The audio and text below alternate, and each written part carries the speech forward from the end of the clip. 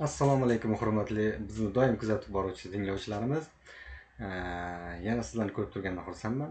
Navbatdagi darsimizga yetib keldik. Ushbu darsimizda, ya'ni ushbu bo'limimizdan yangi bo'limni boshlaymiz. Hozirgi kunda zamonaviy texnologiyalar aynan shu sohada ko'p ishlaydi, ya'ni shu yo'nalishda ko'p ishlatamiz. Ya'ni IoT tizimlari haqida, ya'ni qurilmalarni qanday qilib Wi-Fi yordamida bog'lash, qanday ularni ishlatish, qanday ularning alohida demak IP manzillarini olish haqida ushbu darsimizda demak boshlab o'rganishni boshlaymiz. Demak, darsimizni boshladik. Xo'p, demak bu ushbu bo'limimizda yangi Wi-Fi demak simsiz aloqa tizimi bo'yicha demak Pico yordamida ishlatishni boshlaymiz. Bu juda qiziqarli yo'nalish, sababi juda hozirgi kunda zamonaviy talab qilinadigan, aynan shu sohada deyarli ham barcha qurilmalarimiz Wi-Fi tarmog'ida ishlatishga harakat qilyapmiz. Shuning uchun buni dasturlashni ham juda yaxshi bilishimiz kerak. Shuning uchun biz bugungi birinchi darsimizdan sodda har bir qurilmalarda bo'ladigan demak Wi-Fi tarmog'ini o'zining alohida IP manzillarini chiqaradigan demak mavzumizdan boshlaymiz. Ya'ni o'zining alohida IP manzilini chiqarish. Buning uchun bizga WLAN deymiz, ya'ni Wireless Local Area Network, ya'ni bu joyda simsiz lokal aloqa tarmog'i desak ham bo'ladi. Tarjima qiladigan bo'lsak, demak WLANdan foydalanib, demak har bir qurilmani o'zida joylashgan, masalan, kompyuterda bo'lishi mumkin, telefonda bo'lishi mumkin, Pico qurilmamizda, masalan, aynan W qurilmamizda va bu yerda telefonlar hozirgi kunda smart telefon televizorlar chiqyapti. Demak, o'sha televizorlar yordamida qanday Wi-Fi tarmoq ulanadi, qanday ishlaydi, ushbu demak darsimizda o'rganamiz. Demak, har bir alohida qurilmaning ichida o'zining alohida IP manzillari bo'ladi. Bunaqa tushuntiradigan bo'lsak, bizni shaxsimizni tasdiqlaydigan hujjatga o'xshaydi. Har birimizga alohida yozilgan. Xuddi shunday bularda ham alohida o'zining IP manzillari bor. Demak, bog'lanayotgan paytda har bir IP bir-biriga demak alohida nom bilan bog'lanadi. Shuning uchun nomlarini alohida kiritib biz qandaydir nom orqali o'zimiz ismimizni, tashkilotimizni nomini va hokazo yoki parol qo'yishimiz mumkin bo'ladi. Demak, shuning uchun biz asosan WLANdan demak simli aloqadan emas, simsiz aloqadan demak boshqaramiz. Asosan lokalda oldin simli aloqa yordamida foydalangan bo'lsak, endi hozirgi kunda simsiz aloqa, ya'ni Wi-Fi yordamida demak ishlatamiz. O'zi Wi-Fi qisqacha ma'nosi o'zi Wi-Fi'ning wireless fidelity deydi, ya'ni qisqartmasiga aytganda nima deb tushuntirsak ekan, bu joyda simsiz vafolik deydi, simsiz bog'lanish degan ma'noga yaqin so'zda keladi Wi-Fi so'zi. Bu texnologiya asosan hozirgi kunda kompyuterlarda, juda ko'p telefon qurilmalarida radio kanallar yordamida qisqa masofali radio kanallar, ya'ni bu uzoq masofada ishlamaydi. Taxminan 100-150 metr yoki 200 metr uzoqgacha ishlash diapazonida demak aloqa bilan bog'lanadigan, bir-biriga ma'lumot almashadigan texnologiya hisoblanadi.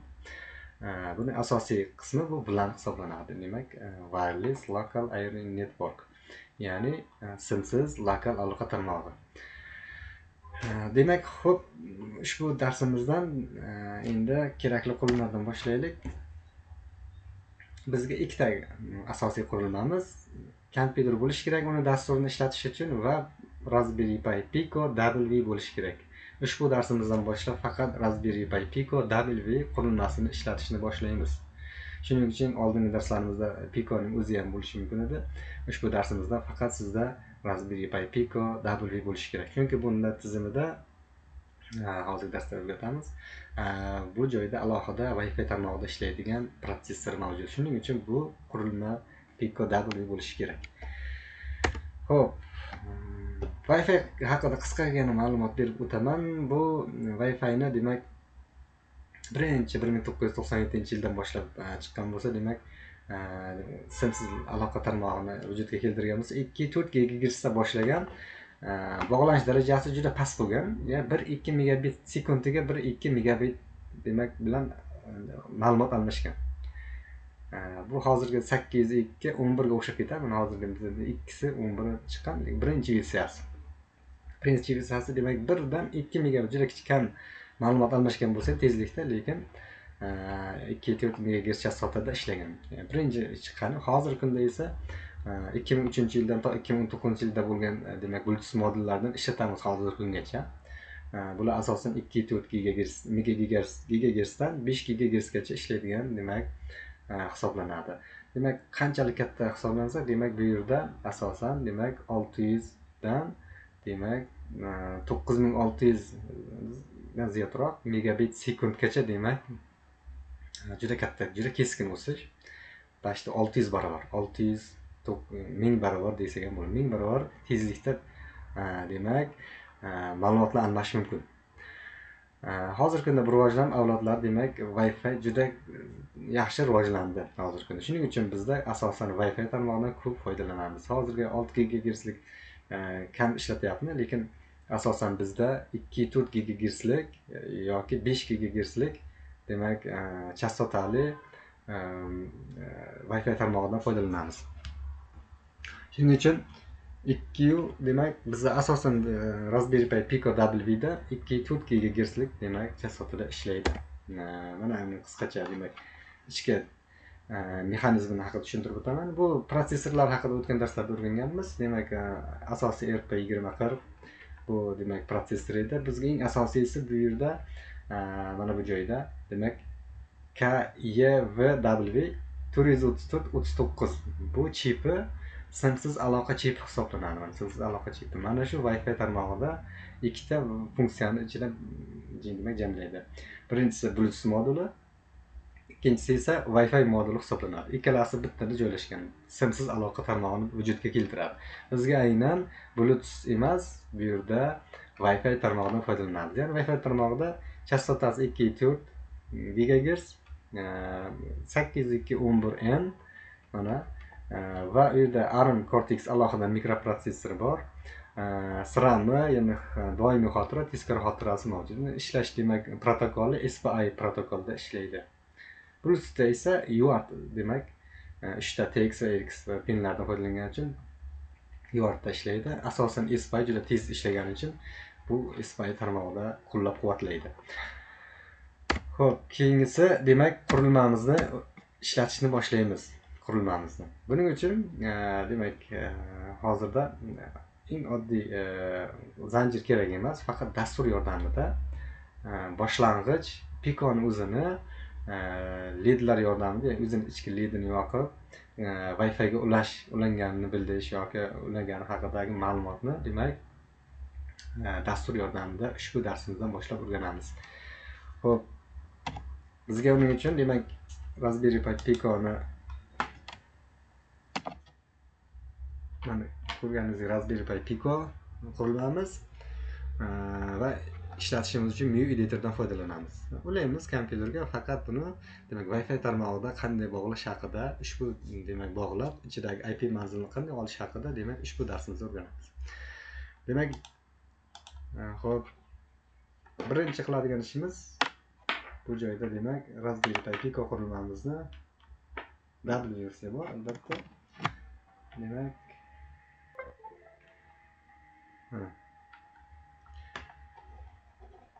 o'rnatdik, uladik kompyuterimizga. Endi dastur tuzishni boshlaymiz. Birinchi qiladigan ishimiz demak bunga qanday internet tarmog'iga ulash mumkin. Yangi fayl ochamiz. Bizga birinchi qiladigan ishimiz MicroPythonning ichidagi demak bitta kutubxonani chaqiramiz, import deymiz, network kutubxonasini chaqiramiz. Import network. Keyingi qismida esa qanchadir soniyalar davomida ishni bajarish uchun, bir soniya kerak bo'lishi uchun demak bizga demak MicroPython ichida time kutubxonasining ichidagi sleepni funksiyasini chaqirib olamiz. Demak import from deymiz, time import qilamiz, bu joyda sleep. Demak ikkalasini yuklab demak kutubxonasini chaqiramiz. Undan so'ng bizga Wi-Fi tarmog'i kerak bo'ladi, ya'ni router kerak bo'ladi.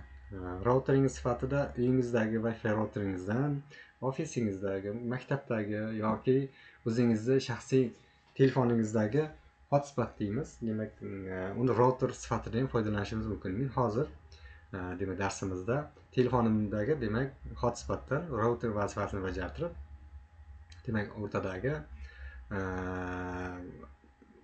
Pico'ning ichidagi IP manzilini chiqarib olamiz.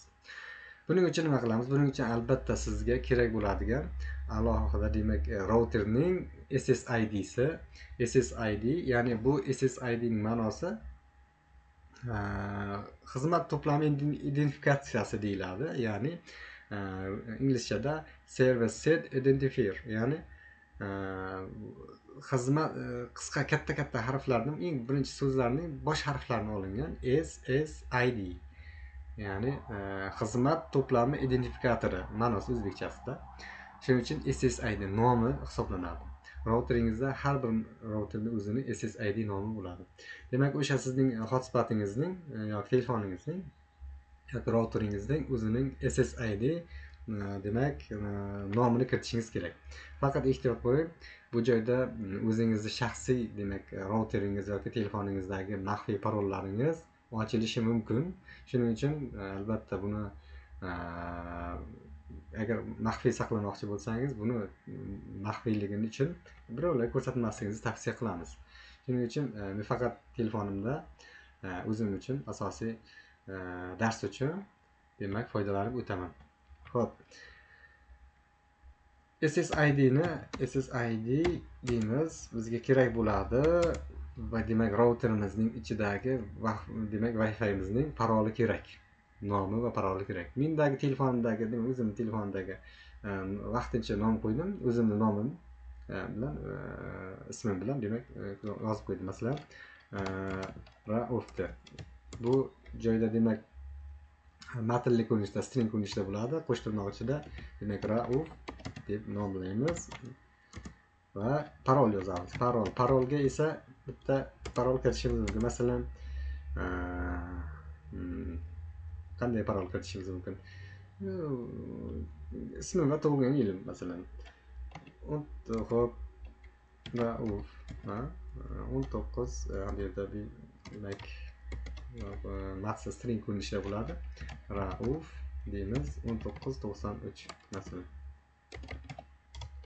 Parol yaratilgan bo'lsa. Men ichimda demak telefonda ichidagi Wi-Fi o'zgartirilgan parol. Xo'p, parol kiritasiz bu yerda.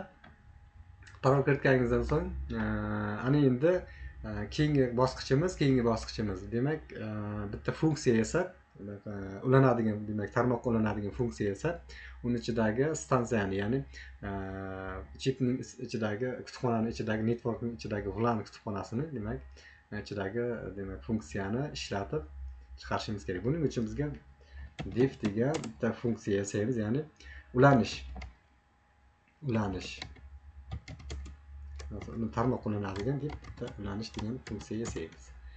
Hop, uni ichiga nima deymiz? Uni ichiga VLANga bog'lanish kerak, ya'ni VLAN deb kichkina harf bilan VLAN bitta o'zgaruvchi nom qo'yamiz, sozlaymiz. Networkning ichida nuqta. Shunaqa VLAN degan katta harf bilan obyekti bor. Mana. Demak, uni ichidagi network stansiyasini ishga tushirish kerak. Ya'ni buni sozlash kerak. Ishga tushirmaymiz, sozlash kerak. VLAN degan o'zgaruvchi nomga uning network VLANning obyektidagi demak stansiyani bog'laydigan, ma'lumot almashadigan stansiyani demak bog'lashimiz kerak. Ya'ni network nuqta deymiz. Katta harf bilan sta, bu yerda stansiya if ishga tushirish bog'lash haqida. Demak, buni VLAN degan o'zgaruvchiga saqlaydi. Ana endi yoki sozlaydi. Keyingi bosqichimiz buni stansiya VLANga sozlandi. Demak, VLANni ishga tushirishimiz kerak. Ya'ni VLAN deymiz. VLAN nuqta active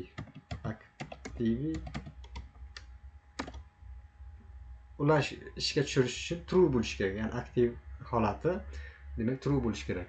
Agar false bo'ladigan bo'lsa, demak bu o'chirilgan holat bo'ladi. Demak, bizga esa yoqishimiz kerak, ishga tushirishimiz kerak. True ishga tushirishimiz. Ana endi keyingi bosqichimiz. Biz ikkita demak parolimiz bor edi. SSID bilan parolimizni demak ulangan connect degan funksiyani ichiga joylashimiz kerak. Demak, buni ulanadigan, bog'lanadigan Wi-Fi'mizga connect degan funksiyasi bor. VLAN deymiz.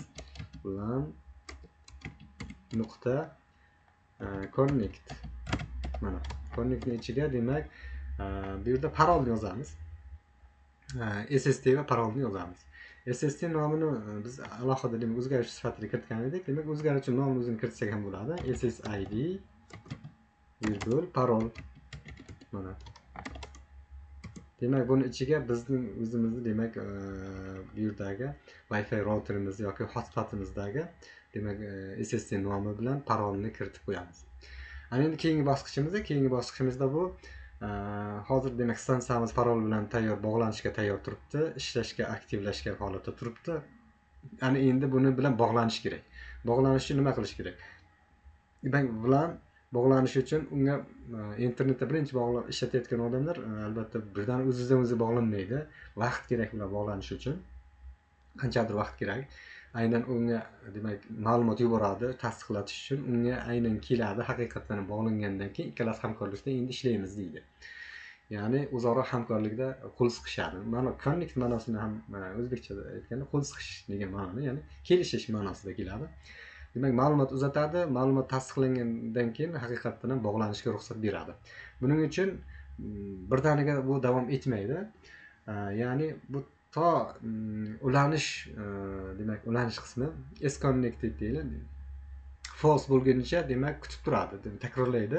Ungacha biz nimadir ekranda nimadir deb yozib chiqish kerak. Masalan, ulanadigan paytimiz ulanmadimi? Agar ulanish bo'lmadimi? VLAN bilan ulanish bo'lmadimi? Pastda terminalimizga print yordamida kutib turing yoki kuting ulanmoqda yoki hokazo Wi-Fi ulanmoqda yoki qanaqadir nomlar bilan bizni aytib demak ogohlantirib tursin. Ya'ni buni dasturni tuzish uchun while deymiz. While ya'ni bo'lguncha takrorlaydi. Nima bo'lguncha? O'shani demak ulanish demak VLANga ulanish, bog'lanish bo'lgunicha. VLAN deymiz. VLAN nuqta. Bu yerda connect bo'lsa demak bog'lanish bo'ladi. S-connect bo'lsa demak hali bog'lanmagan bo'ladi. S-connect. Demak bu false bo'lsa. Demak funksiyasi, bu funksiya bo'lgan qavs ichida S-connected bo'ladi. S-connected. Mana qavs ichida demak qavs ochib yopiladi bu funksiya. Demak agar false bo'lsa false. False bo'lsa nima qilsin? False bo'ladigan bo'lsa demak natija hali ulanmagan, bu false bo'lib turibdi. Demak ulanmagan jarayon bo'lyapti. Demak ulanmagan bo'lsa bizga ulanmagan bildirish uchun kuting ulanmoqda deb ogohlantirib tursin. Ya'ni print yordamida print demak qo'sh tirnoq ichida kuting ulanmoqda. Uchta nuqta masalan shunaqa chiqadi, uchta nuqta bilan. Uchta nuqta bilan qancha vaqtda chiqsin? Har bir sekund davomida yoki doim chiqaradigan bo'lsa, bu kuting ulanmoqda degan so'zni o'qishga ulgurmasligimiz mumkin. 1 soniya yoki 2 soniya davomida yoki uzoqroq kutish bo'lsa, demak zerikib qolish mumkin. Kuting ulanmoqda deb 1 soniya davomida shu natijani terminalga chiqarib tursin.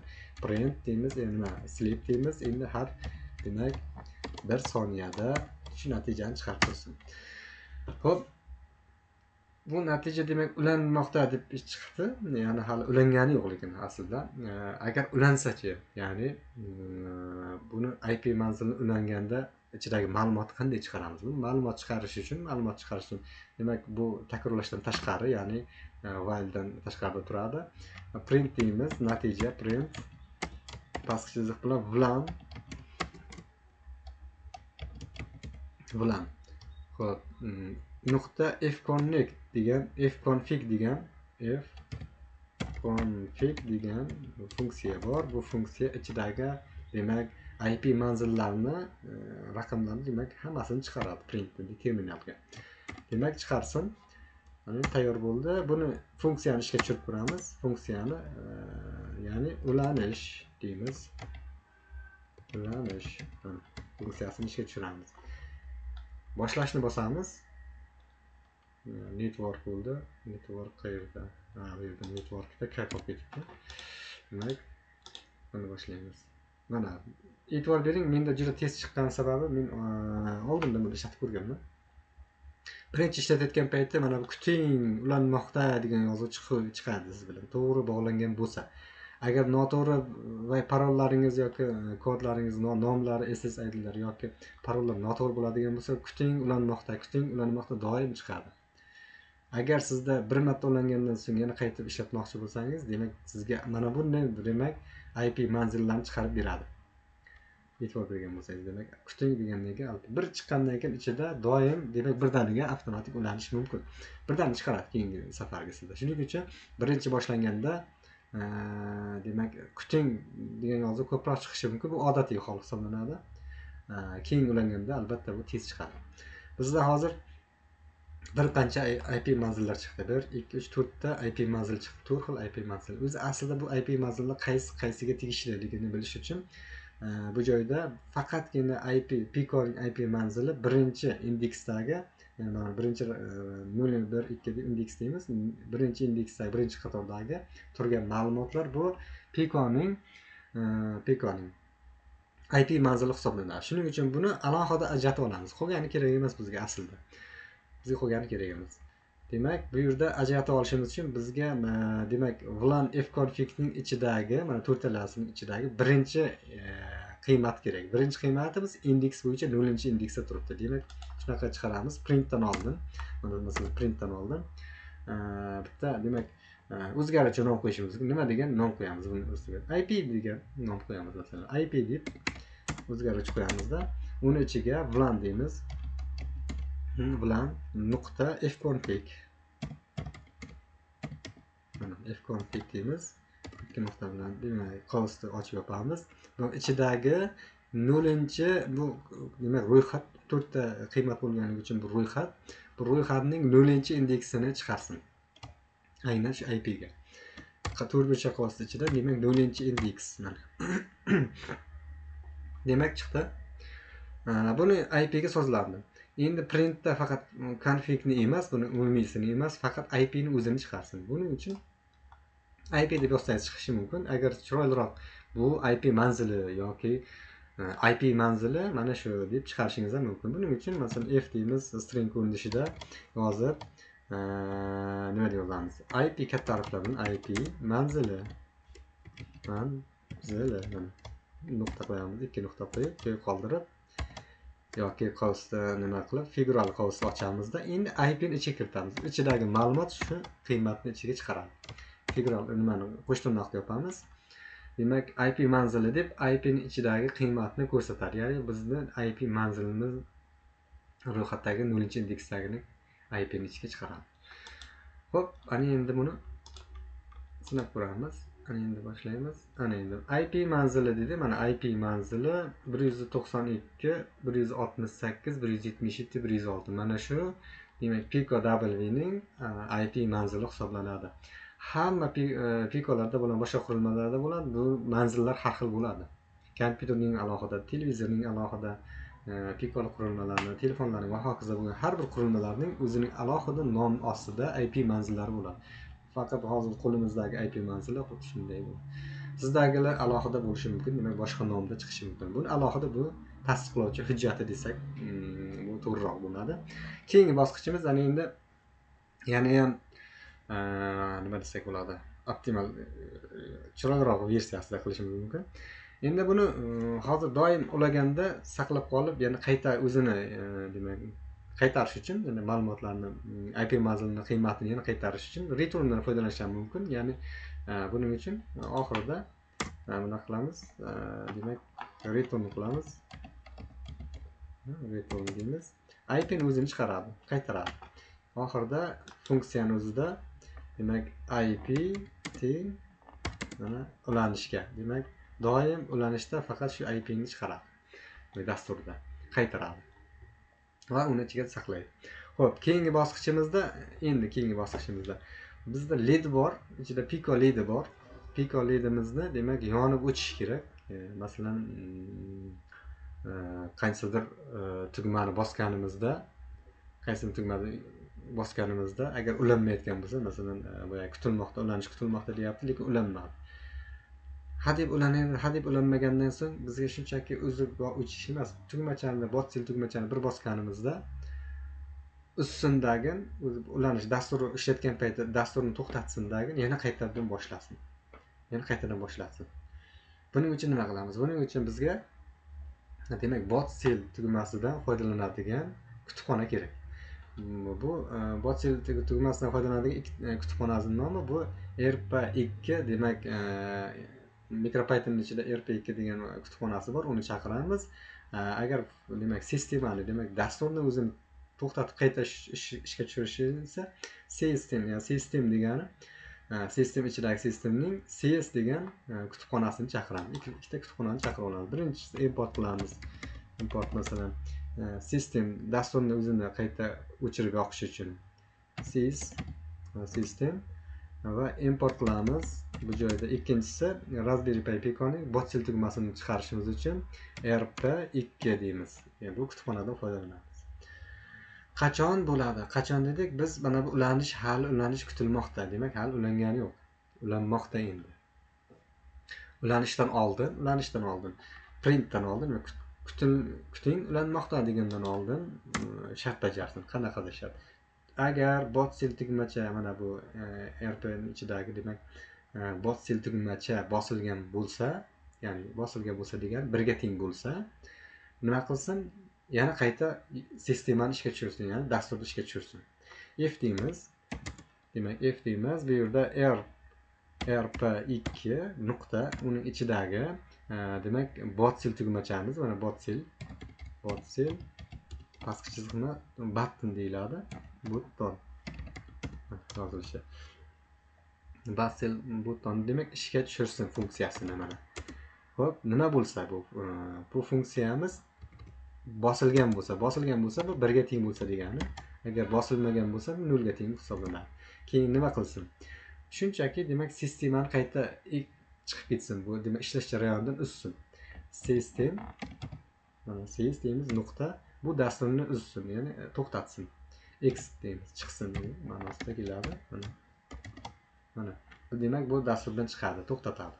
Keyin yana qaytadan o'zi demak ishga tushishgani ulanishni yana funksiyani yana qaytadan boshlaydi ulangandan so'ng. Demak keyingi qismimiz endi ledimizni yoqib o'chirishimiz mumkin.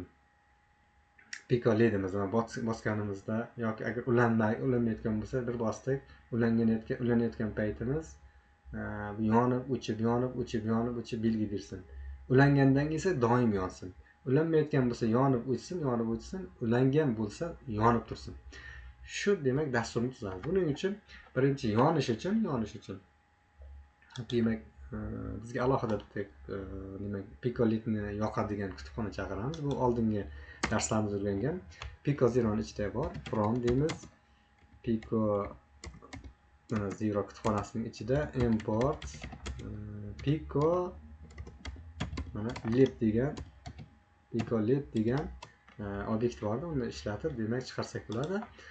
Ana endi qayerda chiqaramiz?